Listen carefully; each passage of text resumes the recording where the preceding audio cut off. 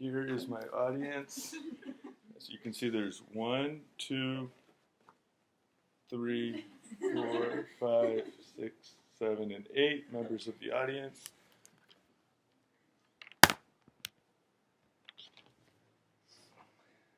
Okay, everybody, today I'm going to give you a speech. It's titled, "What is the Loch Ness Monster?" Imagine yourself, you're on a vacation in the Scottish Highlands, you're sitting watching over Lake Ness, and out of the water emerges a small head and a long neck. What did you just see? You just witnessed the legendary Loch Ness Monster. The idea of a two-humped monster with a towering neck many yards long is terrifying to many, but for some it could be incredibly fascinating, which leads us to explore whether or not this Loch Ness Monster is really real. First, I'd like to give you a brief history on all the sightings and even some pictures of what may be the Loch Ness Monster throughout history. Originally, the Loch Ness Monster was a bit of Scottish folklore, which originated in about the 6th century, was the first known written account of it, where Saint Columba was riding his horse around, not his horse, he was just walking around the Lake Ness, and he witnessed a man about to be sucked up by a sea serpent, and he yelled and made a great fuss, and the massive sea serpent, as he described it, swam away. PBS historian Stephen Lyons also describes how in Scottish folklore they used to tell their children that there was these water horses which would lure the small children into the ocean or lake to be eaten with, luring them with a ride on the water horse's back. So that leads us to think that possibly these monsters could have existed as early as the 7th century.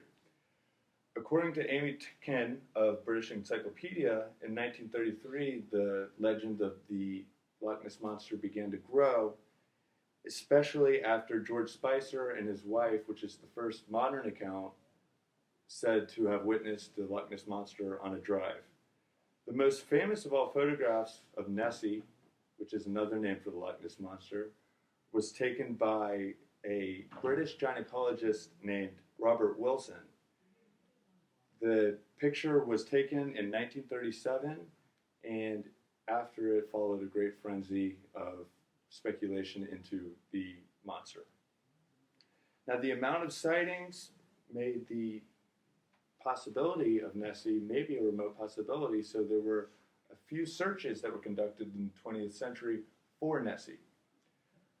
The most notable of which were known as Operation Deep Scan and BBC series Searching for the Loch Ness Monster. Operation Deep Scan was an effort where 24 researchers scanned on boats the entire lake, although they were only able to collect data on 60% of the lake. They found nothing of any significance. In 2003, BBC sponsored a television program where they used solar beams and satellite tracking, but again, they found nothing of any significance. So if science says that the Loch Ness Monster may have just been a myth, what are the possible explanations for all the other sightings? First of all, we can maybe credit them to insanity as well as fraud. So it may have just been a hoax, the pictures may have been false, people may have been crazy and not have actually seen a Loch Ness Monster. Others say it may have been a large eel. There have been found many large eels in the Lake Ness. The surgeon's picture later has been contested to possibly be of an elephant, which was maybe bathing in the lake.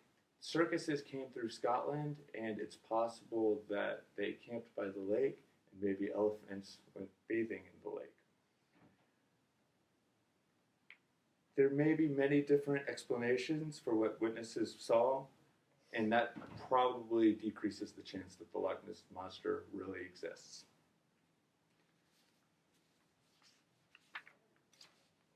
We have explored the claims by witnesses seeing the Loch Ness Monster. After the claims were made, we also investigated all of the searches that were out to find Nessie.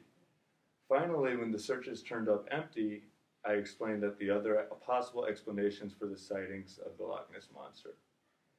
If you really do see what the Loch Ness Monster, remember that it may just be a large eel, or maybe even an elephant. However, it must be considered that there is a chance that Nessie really did exist. Remember that these searches took place fairly recently, and so therefore Nessie may have already died before these searches took place. So while Nessie may not exist today, there is a chance that one day she swam the Loch Ness.